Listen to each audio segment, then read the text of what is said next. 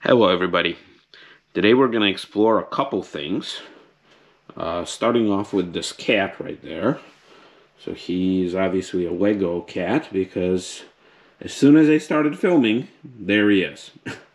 He has no regards to what I'm trying to accomplish here. He doesn't really care that he is totally blocking everything. And also, yeah, he doesn't care that he was on YouTube. But regardless of what he thinks or knows or doesn't know, he's an awesome cat.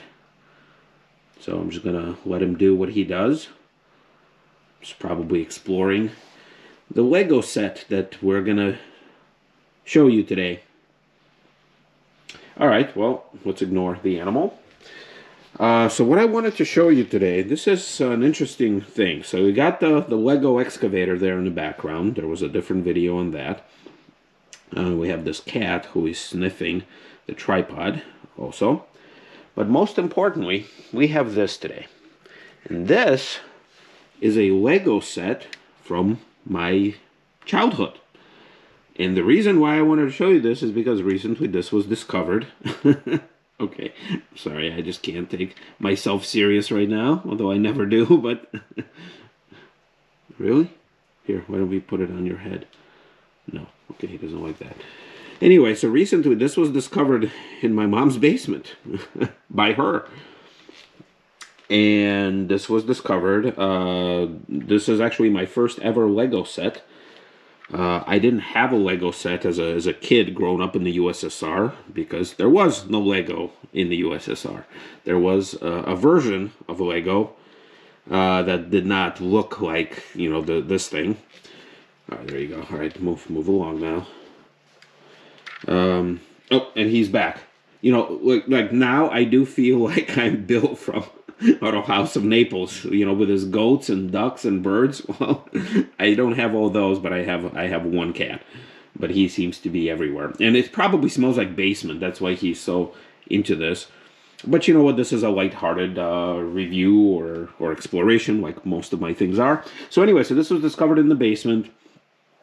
It's my first Lego set. On the box it says 1995, which would make sense that this thing right there is from 1995. And the reason for that is because we came to the US in 1994, like the winter 94-95. So it would make sense that this thing was purchased in, you know, 95, 96, I'm guessing, as a gift or of some sort. And yeah, so I wanted to explore kind of what the difference is between obviously the current, the very high-tech, high-end Lego set, and this thing, which is obviously old. And also, this was right here. I mean, judging by the piece count, it wasn't like the highest parts count at that time. Even I think it retailed, like I looked it up, it must have retailed for around $40 to $50. Because of its age, and I think because it still has the original box and all the packaging inside, this, and you know, the whole systems thing is, you know, it's like a discontinued thing. You know, it's probably right now worth, I don't know, 100, maybe $150. So yeah, want to definitely explore it. And this is unique because this would allow you to build two things. So you could build this retro car, which is what I built, and then also right here, you could build a sports car or some sort of a, you know, race car, I guess, which is not based, I guess, on any real vehicle. I think they were way before, you know, they could reproduce something like this. And right up here too, you can kind of see. So when I got a hold of it, obviously I was very excited to see this. I forgot all about this thing. You know, we are talking over 20 years ago. But yeah, I've built this. Now, because, you know, this thing is as old as it is, I think some nephews and niece got to it before I did at some point in its life. So the tires are gone. So these rubberized pieces, they are not there anymore. And there's a few very small bits and pieces that are missing. Probably just by looking at it, you wouldn't notice it. But as I was building it, I noticed a few things. Like, for example, this little rod right here on this side. It's missing on this side, but I put a wrench in there to kind of blend everything in. Once again, probably won't notice. But yeah, so I've definitely to build this. I'm not really into racing. I've, oh, well, there you go. Little piece just fell off. Little exhaust pipe. So I built, obviously, this retro convertible, and it does have like an opening trunk. Other than that, nothing really does happen except for the wheels. They do move with the steering wheel. And I love how they reproduced the dash. They just put like a phone-looking thing in here, which I'm sure was recycled from some other part. And then these, whatever these gauges mean. So yeah, there we go. And then I did add these two things as I guess, I don't know, emergency lights or something. This is not part of the manual. All right, so let's look at the box right here. Let's see, it opens up. So one interesting thing to note is the manual. So the manual, obviously, it's an old school manual. You can kind of see it is nicely used, most likely by me, because I did build this thing several times, both variants, the race car and the old style convertible. Yeah, I mean, it's just a good, interesting look, because I just built this excavator not too long ago. Yeah, manuals were totally different. You did have to, I don't want to say guess, but there was definitely a lot more skill required to build these, like this, a lot more simple model than that, because everything is spelled out for the excavator. This is a little bit more like you need to take a different approach when building this thing. It's still very comprehensive, of course, but you know, like I said, it's almost like this is more difficult to build than this because the manuals are not as detailed. There's a lot more going on per page here than it is over there. Now, the one interesting thing that I did find is that there is no breakdown of all the parts. Oh, and here you can see like this, these rubber pieces are gone. So when you get to the bottom of it, or to the back of it, let's say you are missing a piece. Let's say you are missing this, you know, this component. Now, I'm guessing that there is a phone number somewhere to call Lego, and I'm sure it's out there. It also came with a lot of these extra things here that we will look at. But how would you describe what part you're missing in the good old days? So you could either buy it, or you could, you know, get it for free if you're missing something. So I don't know. I don't really have a good answer. But luckily, when I first had this Lego set, no, all the parts were there. And you can kind of see some of the spare parts right here because it is designed to build more than one thing. It's interesting how it comes with a tray. Nowadays, oh, there's a cat again.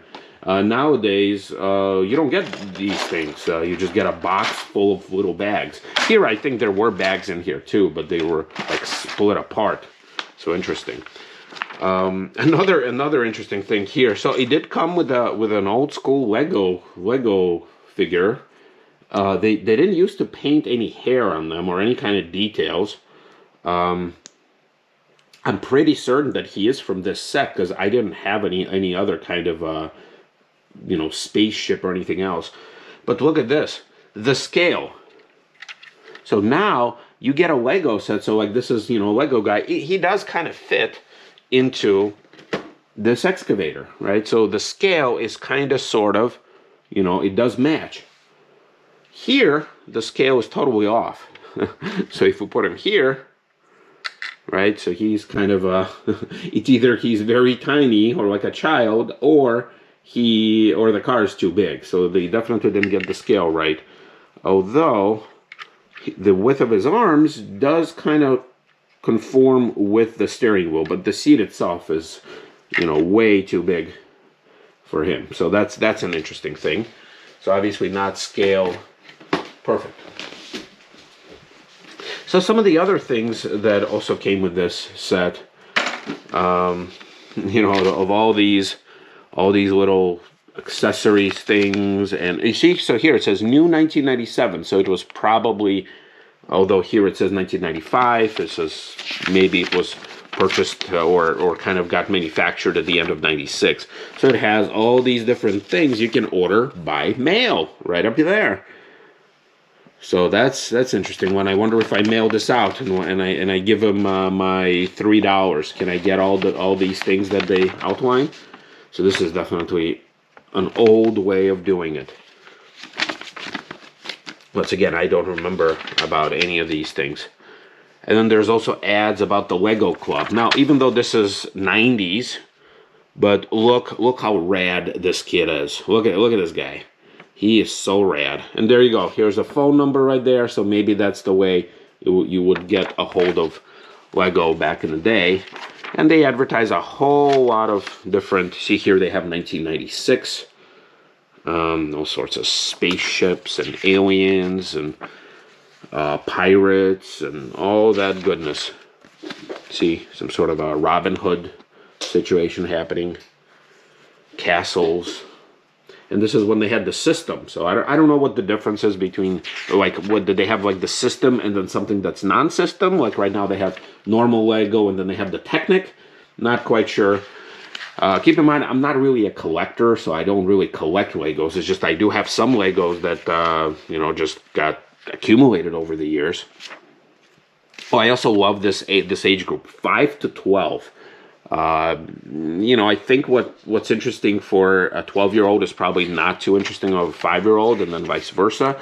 The ability of a kid to do something that a 12-year-old would do versus a 5-year-old. So they kind of split it way too wide, I think. Oh, the trade sale. Look at this. This is the model team. So I don't know what the model team also meant. So you could build this retro car, and you could build a truck with a plane on it, and you can hear the cat going beast mode on the background. And then here they had, oh, look at this, they did have the Technic. See, I was wrong. And this is the 7 to 12 category. And then they had some sort of different characters there. See, they don't make characters like this anymore with like the long legs. Huh. Very interesting. You see, I'm learning, even though, you know, I own this, although I haven't seen it in a long time. You see, this is what Technic looked like back in the day. You see, they had the beginnings of the same type of parts that are now used on this excavator. See, with all the gears, just obviously not as complex, but interesting nonetheless. Yeah, Technic. Look at this. So they have all sorts of age groups, 10 to 16, 9 to 16, like really, like 9 and 10, like you're really gonna do this? And then 10 to 16 again, some sort of helicopters and bikes and race cars. All right, so besides this, I did also receive inside this box, there was also this manual. Now, I did own at some point a castle too, like a little castle, and there are the instructions how to build them. And I do remember these guys, the knights and stuff, and the foot soldiers right here. I think that's probably still in Mom's basement. Don't really know when or where. But I do remember this as well. So maybe if I ever find it, yeah, like exactly, I do remember this. If I ever find it, I will maybe build it, and I will be showing you this next. So here you go.